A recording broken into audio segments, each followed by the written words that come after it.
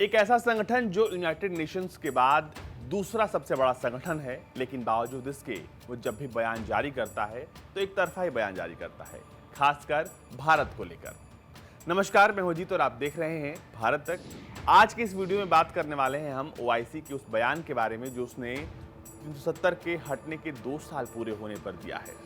आखिर ओआईसी ने ऐसा बयान क्यों दिया और उसने क्या बयान दिया है, इस पर बात होगी। इसके अलावा हम ओआईसी से भारत के संबंधों के बारे में बात करेंगे और ओआईसी के हम इतिहास के बारे में बात करेंगे कि आखिर इसकी स्थापना कैसे हुई और जब स्थापना हुई तो तब से लेकर अब तक इसके भारत के साथ रिश्ते कैसे रहे हैं।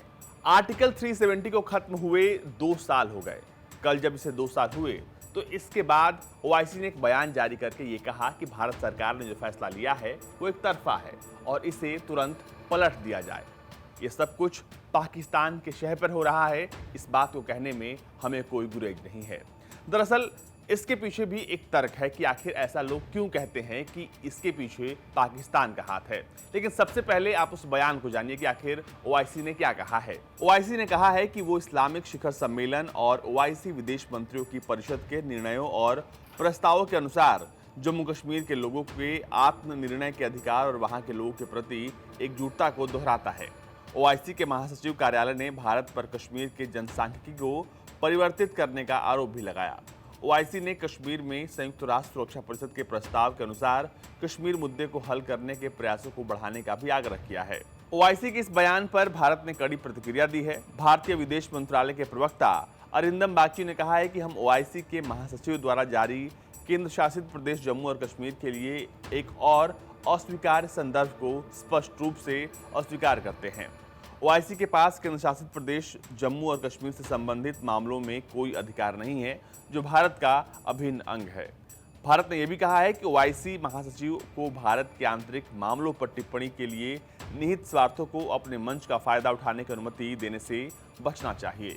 अब हमने कहा कि पाकिस्तान के शहर पर यह सब कुछ हो रहा है, ये इसलिए हमने कहा क्योंकि इस ओआईसी संगठन में एक खास तरह का ग्रुप है जो कश्मीर को लेकर बनाया गया है। ये ग्रुप है कश्मीर कॉन्टेवर ग्रुप, जो पिछले 2 दशक से जब भी बयान देता आया है तब उसने एक तरफा ही बयान दिया है। कभी भी उसने जमीनी हकीकत को देखकर बयान नहीं दिया, कभी उसने सच्चाई नहीं बोली, बल्कि जब भी बोला है तो वही बोला है जो पाकिस्तान को अच्छा लगता है।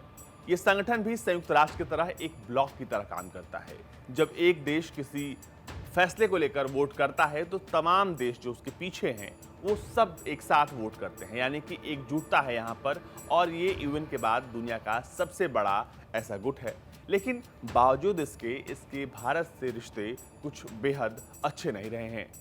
तो चलिए सबसे पहले डालते हैं नज़र भारत से इसके रिश्तों पर। आपको बता दें कि भारत का ओआईसी देशों के साथ करीब 230 बिलियन अमेरिकी डॉलर का कारोबार है, जबकि पाकिस्तान से ओआईसी से कारोबार सिर्फ 23 से 25 बिलियन डॉलर तक ही रहा है।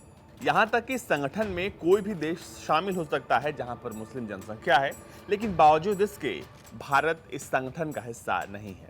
जबकि ओआईसी का पहला सम्मेलन साल 1969 में रबात यानी कि मोरक्को की राजधानी में आयोजित किया गया था। उस समय पाकिस्तान दुनिया का सबसे बड़ा मुस्लिम देश था। पाकिस्तान के तत्कालीन जनरल याहिया खान ने धमकी दी थी कि अगर भारत को सदस्यता दी गई तो वो इस सम्मेलन का बहिष्कार करेंगे। और इसीलिए जॉर्डन के राजा हसन जो इस सम्मेलन की अध्यक्षता कर रहे थे, उन्होंने अपनी शक्ति का इस्तेमाल करते हुए भारत को दिए गए निमंत्रण को वापस ले लिया और फखरुद्दीन अली अहमद के नेतृत्व वाले भारतीय प्रतिनिधिमंडल को मोरक्को में प्रवेश करने से रोक दिया। ये थी एक छोटी सी झलक कि आखिर भारत के रिश्ते ओआईसी से कैसे रहे हैं। लेकिन कुछ सालों में भारत ने कोशिश की है कि उसके संबंध ओआईसी से ठीक हों। लेकिन आपको बता दें कि जिस तरीके से ओआईसी काम करता है उससे रिश्ते ठीक होना थोड़ा सा मुश्किल है। और अब बात करते हैं इस संगठन के जन्म के बारे में।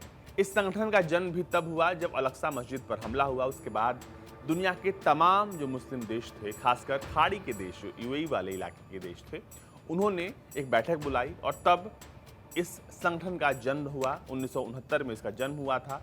लेकिन बावजूद इसके कि भारत इस वक्त दुनिया का दूसरा सबसे बड़ा मुस्लिम आबादी वाला देश है, लेकिन वो इस संगठन का हिस्सा नहीं है। जाहिर सी बात है यहाँ पर कुछ ना कुछ राजनीति है। दूसरी बात ये कि लगातार 2 दशकों से जो बयान आते रहे हैं ओआईसी से, उनको देखकर आप साफ कह सकते हैं कि ये सब कुछ एक तरफा हो रहा है और किसके शहर पर हो रहा है ये बताने की जरूरत नहीं है।